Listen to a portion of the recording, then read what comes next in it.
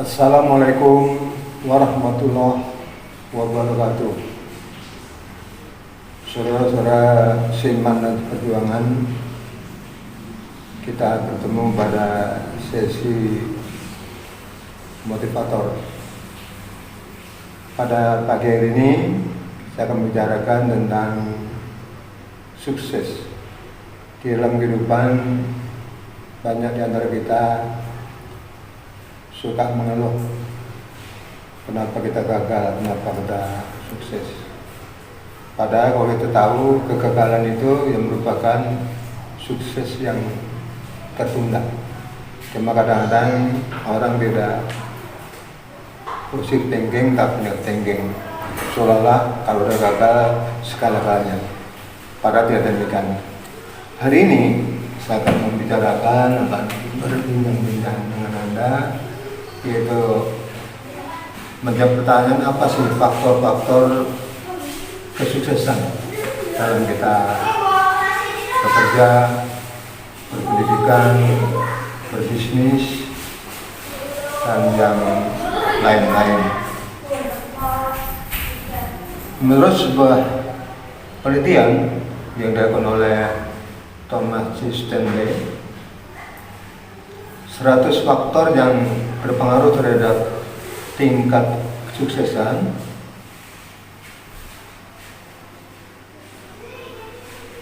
yang diteliti itu 733 miliuner di AS.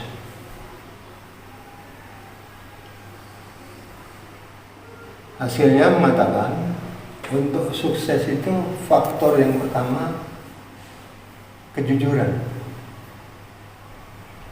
Kenapa kejujuran? Karena kejujuran itu satu sikap yang membuat semua bicaranya objektif. Betapa banyak orang pandai tapi tidak jujur, dan betapa banyak orang jujur tapi tidak pandai. Namun demikian, orang yang jujur tidak pandai, tidak cerdas, itu bisa dibuat cerdas. Kalau disimbolkan dari 100 faktor tadi, hasilnya untuk NEM atau IPK itu cuma menduduki ranking ke-30. Jadi karena hanya aspek kognitifnya aja kalau kita bicara NEM sama IPK itu. Sementara sekolah favorit itu hanya menduduki ranking ke-23 dan IQ menduduki urutan ke-21. Dari 3 tadi tidak satu pun masuk ke dalam 10 besar faktor-faktor kesuksesan. Nah, menurut penelitian dilakukan oleh Thomas C. Stanley dari 733 miliuner di AS, belum mengatakan faktor mereka kesuksesan, yaitu yang pertama kejujuran yang saya katakan tadi, yang kedua disiplin. Disiplin itu apa? Disiplin itu kalau saya boleh menerjemahkan kesepakatan antara ucapan dan perbuatan. Tapi tidak cuma perbuatannya, tapi ucapan tidak. Juga tidak cuma perang ucapannya, perbuatan tidak. Kalau saya seorang siswa, seorang mahasiswa, harus datang ke kampus jam 7.30, maka kalau saya berdisiplin, saya tetap datang jam 7.30, dan setiap itu kita lakukan menjadi kebiasaan. Jadi bukan hanya menepati waktunya, tapi juga saya hadir pada saat yang memang harus kita sepakati bersama. Yang ketiga, mudah bergaul. Betapa banyak komunikasi itu menjadi sarana penyelesaian masalah. Orang kadang-kadang terjadi konflik yang begitu kecil dan besar hanya karena komunikasi, terjadi miskomunikasi. Kalau bisa terjalin, insya Allah itu tidak akan terjadi konflik-konflik baik yang kecil maupun besar. Cuma kebiasaan kita selalu kalau ada permasalahan tidak dikomunikasikan. Seorang pimpinan tidak berani menegur anak buah karena sungkan. Seorang pimpinan tidak berani mengingatkan anak buahnya karena sungkan, karena merasa lebih muda. Pada jabatan itu tidak bicara tua dan muda, tapi bicara struktur atau bicara kekuasaan. Mestinya pimpinan berani menegur siapa saja menjadi bawahannya atau rekan seprofesinya, rekan sekerjanya, itu perlu dilakukan. Jadi harus kita mampu bergaul dengan berbagai lapisan masyarakat. Yang keempat, faktor kesuksesan yaitu dukungan dari pendamping atau partner. Menurut teori manajemen, kalau kita menetapkan seseorang menjadi partner atau pendamping, faktor pertama mestinya bukan kepada kompetensi, tapi kepada loyalitas. Betapa banyak orang yang punya kompetensi tapi tidak loyal kepada atasan. Kalau kita bicara tentang manajemen, kita cenderung bicara loyalitas ketimbang bicara kompetensi. Jadi keberhasilan sesuatu program itu harus bersama-sama antara leader dengan anak buah, dengan tim yang lain, harus bersama-sama semua menuju satu tujuan. Yang kelima yaitu untuk sukses perlu kerja keras. Kerja keras yang terukur, bukan sekedar kerja tapi tidak terukur. Ukuran terukur, ada program, ada schedule, ada jadwal, harus kita tepati. Jadi kerja keras itu ada dasarnya, tidak cuma waktu yang banyak, yang kadang-kadang berlebih-lebih, tapi kerja tidak terstruktur, tidak program. Yang keenam yaitu untuk mencapai kesuksesan, kecintaan pada yang dikerjakan. Saya suka mengatakan kalau saya sebagai seorang guru mau melihat apa sih minat, cita-cita atau asa si anak didik atau siapa saja, itu biasanya minat itu akan terjadi manakala kita senang mengerjakan pekerjaan itu. Disinilah seorang pimpinan harus dalam mendistribusikan job melihat siapa yang ditunjuk untuk melaksanakan job itu. Kalau kira-kira dia tidak senang dengan bidang teknik, ya jangan berikan teknik. Ada yang senang cuma berpidato, kasihlah juru bicara.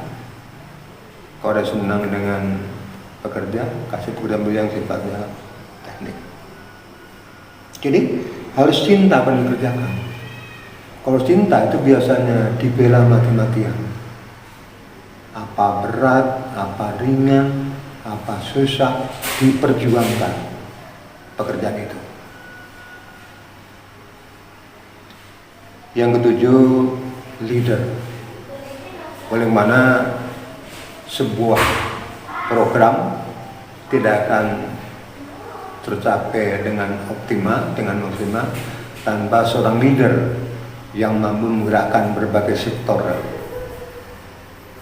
baik di bidang distribusi, di bidang maintenance, di bidang marketing, di bidang promosi, semua itu harus